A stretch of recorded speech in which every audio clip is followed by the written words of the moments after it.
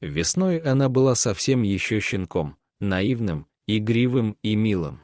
Поэтому дети хозяев одной из дач и притащили ее на участок. Все лето дети не спускали с рук Джессику, так они назвали свою новую игрушку. Она получала лакомые кусочки, когда хозяева начинали жарить шашлыки и запекать колбаски на гриле. Преданно заглядывая в глаза, выпрашивала косточку и даже приносила палку. Она считала себя самой счастливой собакой на свете. Ей ведь так повезло, у нее есть семья, теплый дом и вкусная еда. А когда настало время уезжать, дети устроили настоящую истерику. Они не хотели отпускать Джессику, потому что знали, что далеко не каждая бездомная собака может пережить зиму. Даже маленьким детям это было понятно, но их родители были непреклонны. «Мама, ну давай заберем Джессику домой, я сама буду с ней гулять», — сквозь слезы просила 10-летняя девочка. Джессика смотрела ей в глаза, как будто понимала, что речь идет именно о ней, но она еще не знала, что ее уже предали и бросили. Собака долго бежала за машиной, пытаясь ее догнать, пока силы не оставили ее.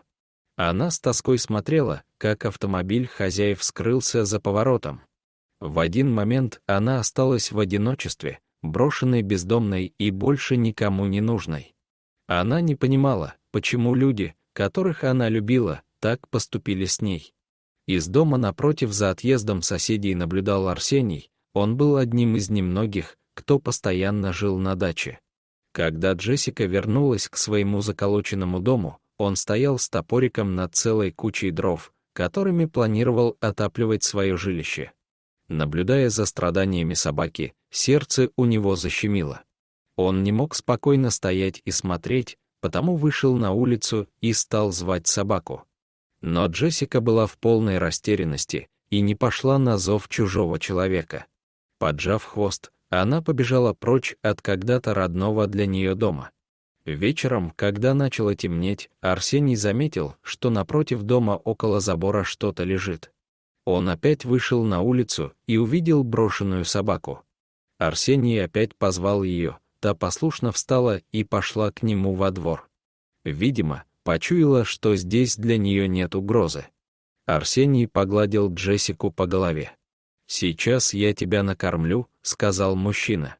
Съев всю кашу, в которой были крупные куски тушенки, Джессика не спешила уходить.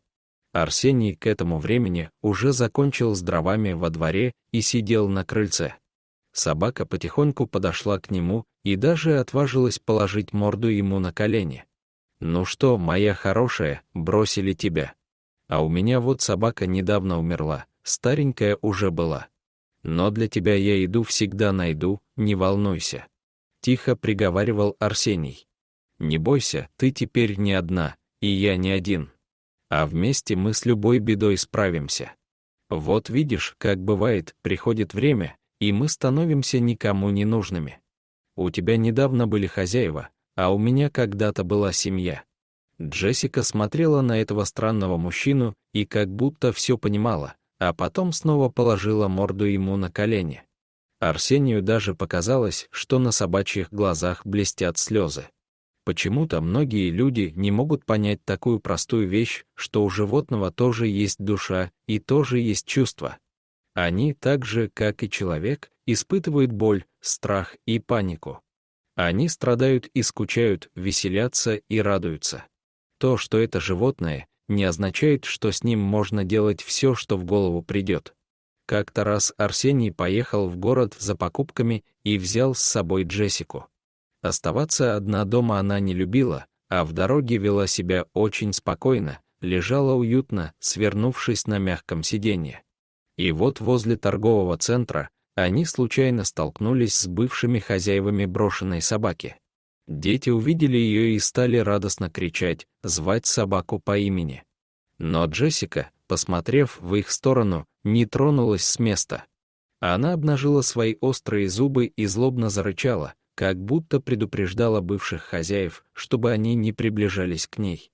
Их родители пытались что-то объяснять, но Арсений даже не стал их слушать, да и говорить что-либо смысла не было. Разве таким людям можно что-то доказать? Он посмотрел на собаку, а потом на ее бывших хозяев и только произнес: «Когда дети растут, они берут пример с поступков своих родителей. Пример предательства вы им уже показали». Сделав покупки, они поехали обратно домой. Всю дорогу собака сидела, положив голову на колени своего хозяина. Зима подходила к концу, но морозы стояли сильные. Арсений где-то подхватил сильнейшую простуду. Мужчина он был крепкий, никогда не болел, поэтому у него в доме даже элементарных лекарств не было. А тут, как назло, жар, кашель и насморк.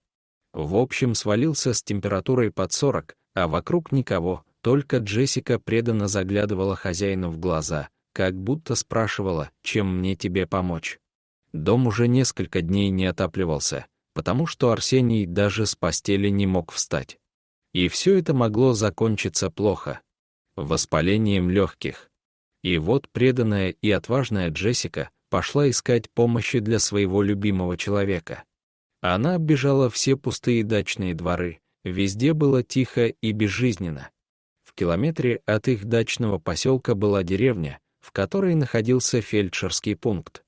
Как Джессика могла понять, где искать помощь, неизвестно, но она отчаянно, сквозь мороз и ветер, отправилась именно туда. Она долго и упорно скребла когтями дверь, потом долго лаяла и выла, привлекая к себе внимание людей. Фельдшер Руслан никак не мог понять, что хочет от него эта собака, которая устроила переполох на всю деревню. Он предлагал трясущейся от холода собаке то косточку, то колбасу. Но она категорически отказывалась, пока кто-то из местных не сказал, что это собака Арсения из соседнего дачного поселка. Тогда и стало всем понятно, что собака здесь в такую погоду одна не просто так. Видимо, что-то произошло с ее хозяином, и она просит помощи. Арсения отвезли в больницу с двухсторонней пневмонией, а Джессику на время приютил у себя деревенский фельдшер. Они часто вместе с ней навещали Арсения в больнице, пока он не вернулся домой. Следующим летом бывшие хозяева Джессики так и не приехали в дачный поселок. Они продали дачу, и больше их там никто и никогда не видел. Дорогие зрители, если вам понравилось это видео, то ставьте лайк и подписывайтесь на наш канал. До свидания.